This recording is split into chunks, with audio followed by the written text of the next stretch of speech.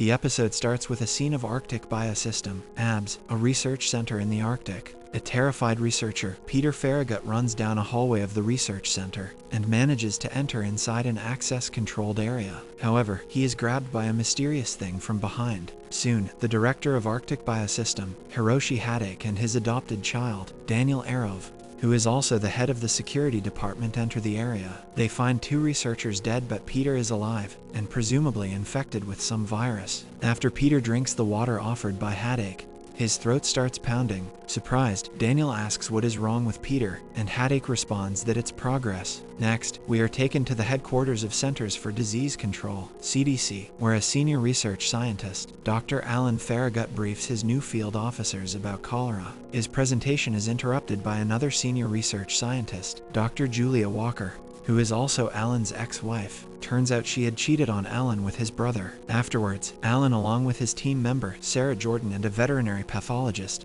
Doreen Boyle, attend a meeting with Julia and Major Sergio Ballesteros, Army officer of USAMRIID, and a system engineer. Sergio explains about a distress call received from the Arctic Biosystem, asking for help to determine and cure a possible retrovirus contagion. Also, Sergio is supposed to escort them to the Arctic. Although Alan is reluctant to help at first, he agrees when he learns one of the infecteds is his brother, Peter Farragut. Soon, they ride on a helicopter to the Arctic. On the way, Alan assigns respective tasks to everyone and requests them to follow the protocols for their own safety. Upon arrival, the team meets Hadake and Daniel, who inform them that there's no further infections and seemingly the virus isn't airborne. So, ABS hasn't forced any quarantine at the base. Alan's team is injected with an RFID chip on their left hands to grant them access to the restricted areas of the base. Later, they travel in an elevator to the underground levels. Alan and Julia put on their hazmat suit and enter inside an isolated area, where Peter has been constrained.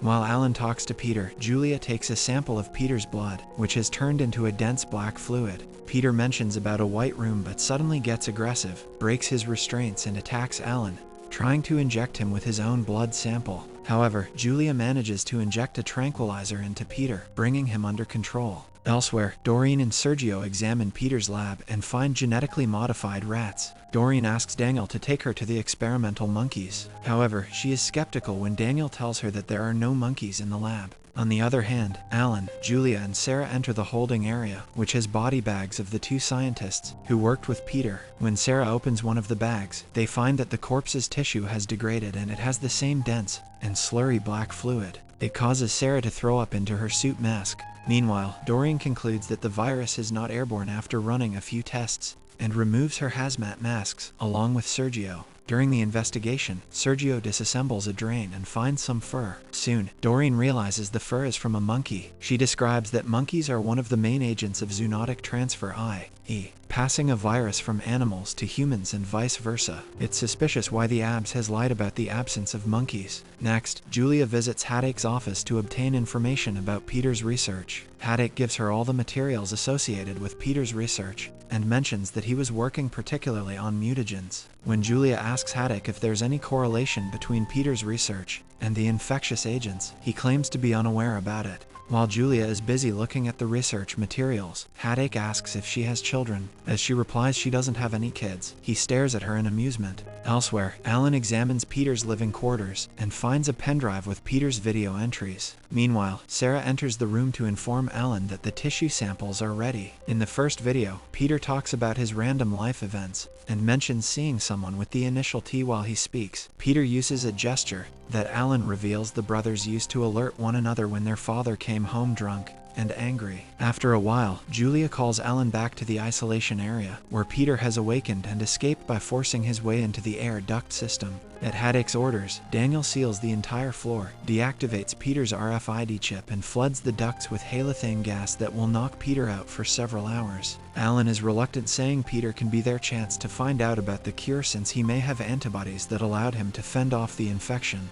However, Hadake doesn't allow it for the safety of hundreds of other staff in the base. So, Alan insists on joining Daniel and the security team and enters the air ducts wearing a mask. Inside the duct, Alan soon finds a body, believing it's Peter's. However, it's a security guard's dead body with a missing forearm. Curious about how the pathogen is making Peter stronger, Alan asks Haddock and Daniel to seal that part of the base and keep other non-essential personnel in a dedicated safe room until Peter is captured. In the meantime, Doreen and Sergio break into a laboratory after their RFID chips do not grant them the access to enter. Inside, they find a living monkey that attacks Doreen. Luckily, Sergio is able to kill the monkey on time, saving Doreen. As the monkey corpse lies on the ground, its throat pounds just like Peter's. Inside the laboratory, after some failed attempts to find out about the virus, Sarah suggests to Julia that the virus might not be current, but ancient. Soon, Julia finds one that measures only 15 nanometers, and they conclude it's not a current virus. While Julia leaves Sarah to continue the work, she goes to tell Alan about their new findings. Elsewhere, Sergio removes parts of a miniature satellite dish from his clothing, connects them and goes outside Abs in the snow.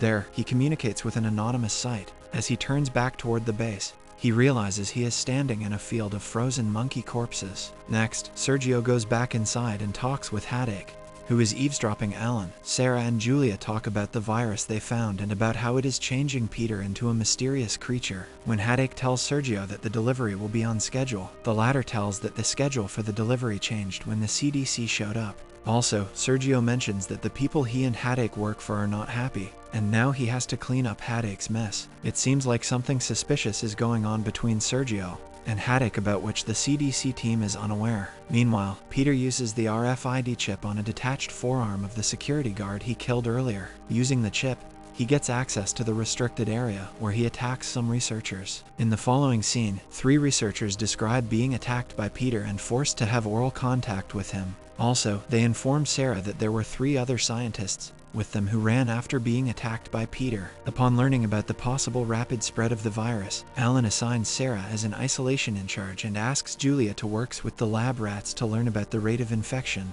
Haddock provides the personnel records of the 3 missing researchers to Alan. So, Alan decides to join Sergio, Daniel, and the security team to find the missing ones with a door-to-door search. Meanwhile, Doreen is performing an autopsy of the monkey killed by Sergio earlier. Just then, one of the missing researchers named Tracy walks into the room. Tracy, who is infected, behaves delusional and refers to herself as us. Although Doreen tries to calm Tracy, the latter doubts about her identity and speaks aggressively. Also, she mentions the White Room and gets scared about being forced into it and getting tortured. When Tracy asks Doreen if she can take her away in a helicopter, Doreen assures to help her leave the base. But Tracy accuses her of being a liar. She constantly speaks to an imaginary person, mentioning they have lost control of the virus that was prepared to use like a perfect weapon. When Doreen tries to escape from the room, Tracy pushes her to the ground and tries to spit the black slurry fluid into her mouth. Luckily, Doreen manages to free herself and runs to the door. Just then, Tracy comes back to her sanity and asks for help before collapsing. On the other hand, Alan and the security team search Tracy's room and find it vacant, but Sergio sees a cracked window in her room, concluding that she tried to break out of Arctic biosystems through the window. In the following scene, while Julia prepares for her rat analysis, she is spied on by Peter from an air duct. After hearing some noise from the air duct, she gets scared and halts her analysis. Later, she goes to Haddock's office and monitors the surveillance footage of Peter's lab. Suddenly, she sees a shelf falling to the ground, seemingly without any external intervention. She again asks Haddock about Peter's actual field of research, highly doubting it to be a mutagen's research. Back in the isolation room, one of the infected researchers' health worsens as he is in extreme pain. In order to help him, Sarah goes to the drug warehouse to get some morphine. Elsewhere, Alan and the securities find another missing researcher, Henrik, who is captured and moved to the infirmary. Meanwhile, Julia arrives and informs Alan about what she saw in the footage. Inside the drug warehouse, while Sarah is about to step out after finding morphine, she is stopped by Peter. He bangs on the cage and mentions that Julia is at the Abs for a reason. Then, he swoops into an air duct, leaving Sarah terrified. Meanwhile, Julia goes through Peter's research and discovers that he had injected the rats with 2 different types of formulas, NARVIK and NARVIKB. As a result, Julia suggests replicating Peter's experiment using those formulas to study the results. Later, the results show that NARVIK infected rats have a 100% mortality rate. However, NARVIKB infected rats show aggression and violent urge to contaminate other rats by forcing their black slurry fluid into their mouths. Next, Alan, Sergio, and Daniel arrive at the drug warehouse, where Sarah explains her encounter with Peter. Meanwhile, Sergio finds empty morphine vials, concluding that Peter is still aware enough to self-medicate for pain. Also, Sergio finds the black fluid in the opened air duct and prepares to track down Peter with the help of Daniel's security team. Soon, Sergio enters the air duct and Alan monitors the footage from outside. After a while, Sergio encounters Peter, who knocks him out and disappears again. Immediately, the security team retrieves Sergio from the duct, who is luckily not infected. Meanwhile, Daniel gets a report of an employee of ABS trying to escape the base, so everyone heads out to pursue and stop him. Inside the isolation area, the researchers threaten Sarah with a syringe to let them go out. However, she abides by her words and doesn't open the door. As soon as they learn about Sarah, Alan and Daniel come to the isolation area, leaving Sergio to stop the escaping employee. Later, Haddock tries to convince the isolated researchers by telling them that the team is working on an antiviral therapy. However, the researchers don't believe him. Hence, Alan enters the isolation room, takes off his hazmat mask and claims that he and the isolated are in the same position. He promises them to find a cure as soon as possible. Finally, the researchers let Sarah go. Following that, Julia reports to Alan and Sarah about NARVIKB virus, which reprograms the brain to forcefully transmit the contagion to others. So, Alan asks Julia and Sarah to go back to the isolation zone and check on the infecteds. Outside the base, Sergio encounters an ABS scientist trying to escape in a snowmobile.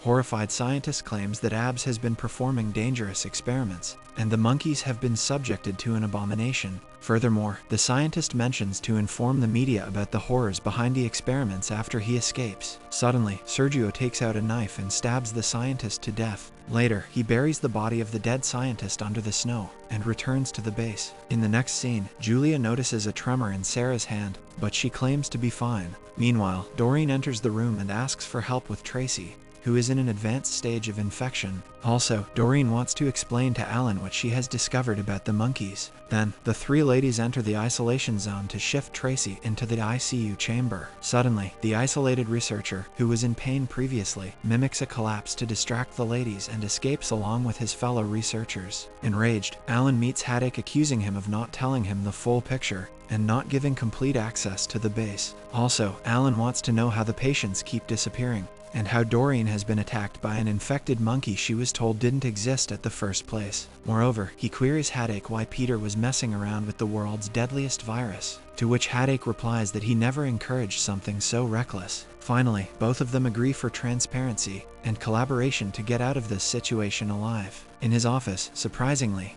Haddock watches a photo album with Julia's pictures. Before looking into a microscope, he removes his contact lenses, revealing he has unnatural eyes. The episode ends when Peter approaches Julia while she's having a shower and enforces the black slurry fluid into her mouth from his. Subscribe and hit that like button to help our channel grow. Turn the notifications on so you won't miss any of our new videos. Thanks for watching.